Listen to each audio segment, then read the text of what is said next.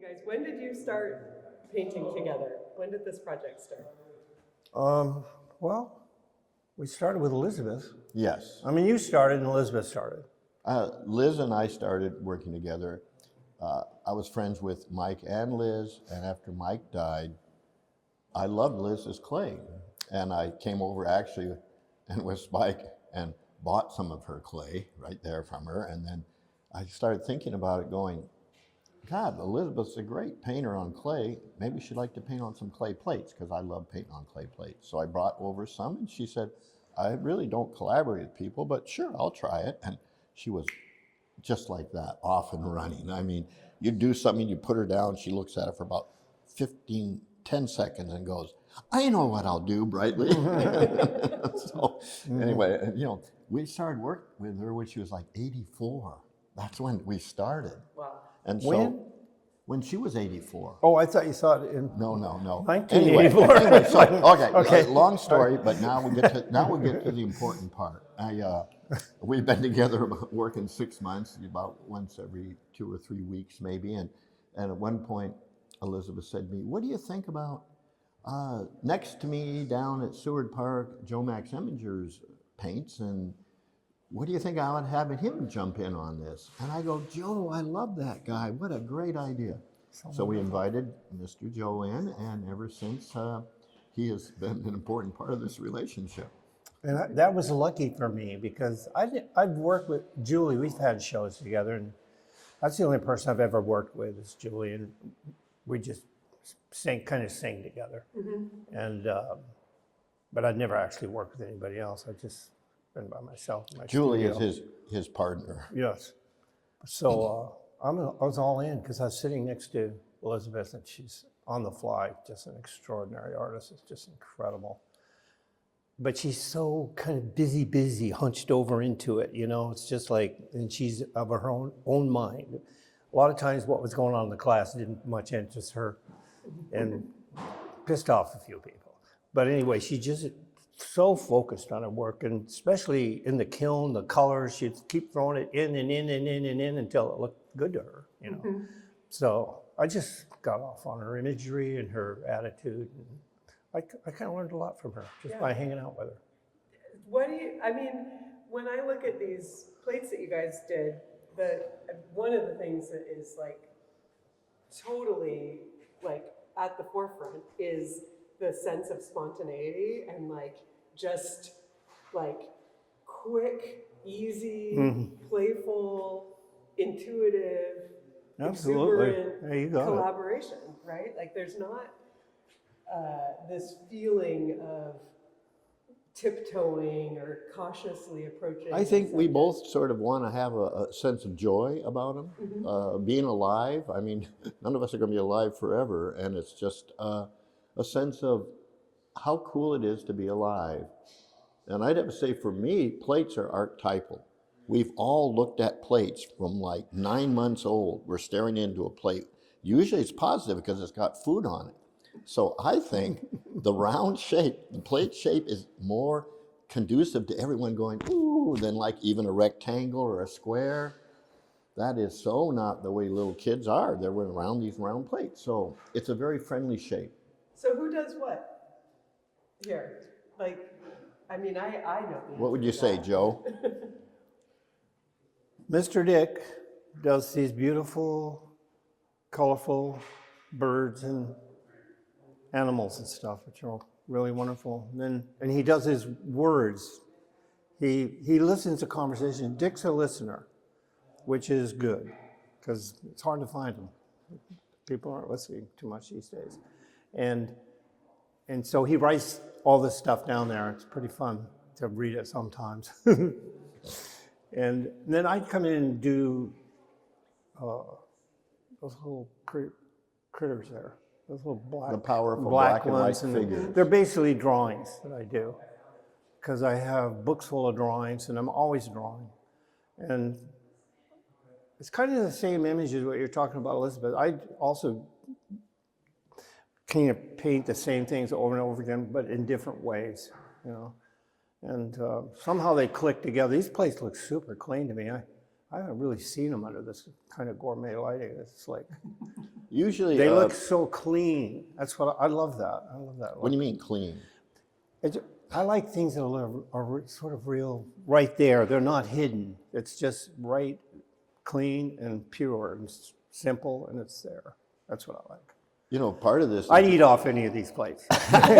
Well, unfortunately, most of them aren't glazed completely, so Yeah. you know, you'd probably leave a stain if you used beets or something on them, but that's okay. And Dick does most of I'd say most, if not all of the color. I do the black and white stuff, but Dick's really good at color, and Dick's very good artist, super good artist. Well, I've used underglazes more than you have. That's the I use color in my paintings, but for Yeah, some you reason, when I'm working a play, I just go with black and white. I've always done it. And we were talking about the teacher down there. She would say, "Why aren't you using color?" I was just like, "Just can't do it. I can't find my way into it." You know, but maybe I will find my way into it, you know, through this. I don't know. We'll see what happens. Well, let's look at some of the ones when laying out the show, we tried to keep a grouping of the three-way collaboration. Oh, yeah. Yes. Yeah. And it's fun to see Liz's style emerge. Uh-huh. These look busier than the ones that Joe and I end up just doing by ourselves. Well, I guess that's not surprising. Then. There's a three third people. person- There's three third people, person. but yeah. She has such a soft touch Uh-huh. in a way, like there's a gentle, like these. Did Liz do these little rabbits here? Yes. Yep. Yeah. And it's Liz is not afraid. Liz does cool backgrounds, and so this is all her painting this background. I was scared about doing colored backgrounds. I don't know, and so she will be. She will go along, and she's the one who, put this big old thing down here, and then colored here. I mean, this is her. Look at, see, and she's not afraid to. She's very comfortable with the brush. I get nervous, look at all those marks, and when they're not fired, they really look kind of like scuzzy in a way. And she just bloop, bloop, bloop, bloop, bloop, bloop, bloop. She's so comfortable with the paint, and then like that.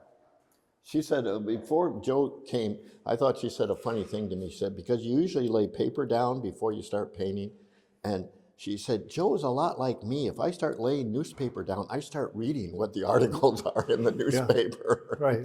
I like reading paper. I used to be a paper boy. Anyway. Yeah, and her, and it's kind of, she's not afraid of doing the goofy stuff. That's what's good about it, I think. It's like, she doesn't operate out of fear like some artists do. I mean, she's not afraid of putting it out there. And it's just like, you can't, it's really interesting. When I look at, like that little dude with the umbrella and stuff, it's cool. A little dog here.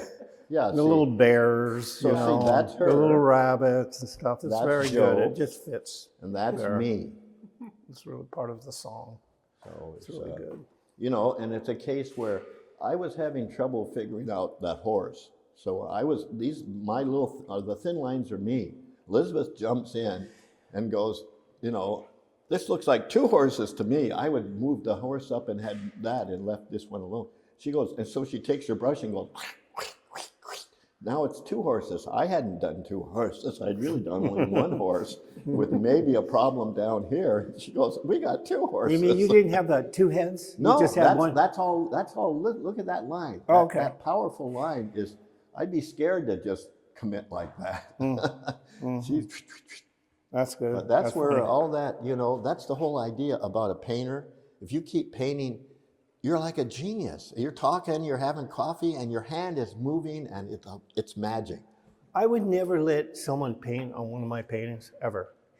If I was painting in my studio. Sure. But for some reason, in this situation, it just seems like the natural thing. And Liz's not afraid of stepping on other people's work either. I mean, she just goes for it. No. And it's great. It's like when we worked together, it was very kind of trusting, funny sort of relationship because we're always talking, having fun, goofing off, and painting. And so it's almost like, I know Julie, she has friends come over and they do like craft afternoons and they just have a ball. So if you have like something to do while you're gossiping and doing, it's way better than just, you know what I'm saying? Yeah, absolutely. So Yeah. How yeah. many, I mean, you guys made a lot of plates. we did tons. Like And every week, once a week? Or? no, Those we are usually staggered, got- sort of. We usually started getting together generally every couple of weeks, maybe. Yeah, Is what it it was was. staggered. And that's again, like I said to you, Sarah, a gallery does a wonderful thing to artists by giving them a venue to show stuff. There is an excuse to make more use of stuff for the universe. And so, and so out it comes. Not useless, it brings people joy. It Yes, does, exactly. Yeah, absolutely. Discretionary. Pretty profound use, honestly. Yeah, and you know, Elizabeth is a very good painter and also, you know, of course, very intelligent, as is Joe. And so for me, it's an honor to work with these guys. I've learned from both of them. And I asked Elizabeth once, you know, why did you marry Mike? And she said, I simply married the smartest man I met. And that was, and so I guess I felt like we were honored that we were even in the orbit.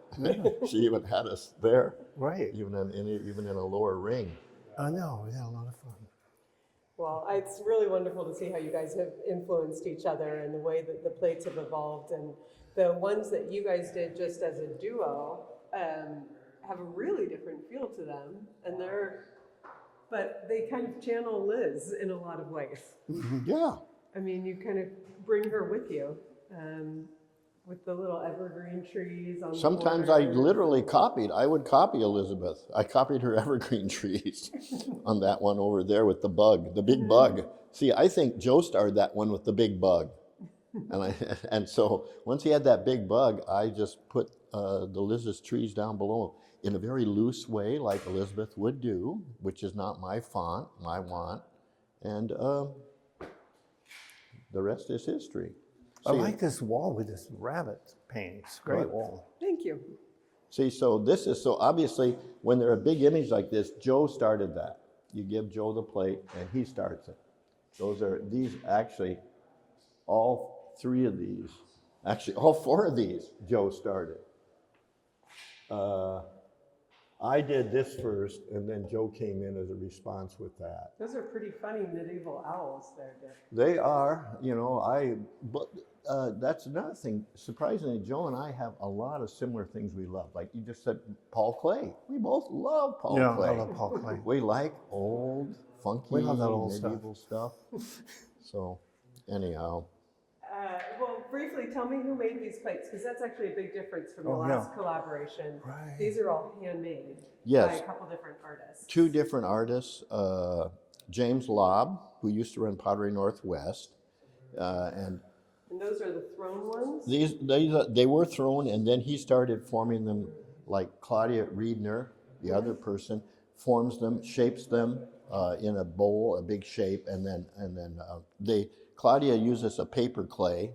It's thinner, and the thicker clay is what James uses, and they both made wonderful plates. And I asked for 18-inch plates, and they kept getting a little bigger and a little bigger, and asked for different shapes. So some are a little more out, and uneven is what we want. When James was first throwing them, they're so regular, they're like a machine, which a lot of clay artists love to do. And I go, I want funky. And so we got funky increasingly. Looks good. You want to make it look like it's from Mexico and handmade, you know. Yeah, it looks great. Anyway. Well, you guys, we could chit chat all day. Yeah. And there's so many plates to see. I think we'll let people come in and see them themselves. But thank you for this beautiful show. It's Well, thank really- you. it's- I love it. Yeah, the show title is Once Upon a Plate. It's up through the month of March, so come in and see it in person. You know, as always, photos don't do anything. You got to see this stuff That's in right. real life. It's an honor to work with Joe. I feel lucky to work with him. Thank you, He's Dick. verging on being a genius. As Russell Johnson would say, small G, but still a genius. Thank you. Well, it really is, I mean, it's really a special show, and it's fun to have it alongside Liz's work and see all of these various points of reference come through,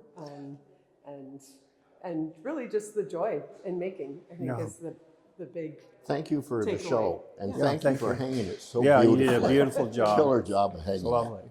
Okay, thanks everybody.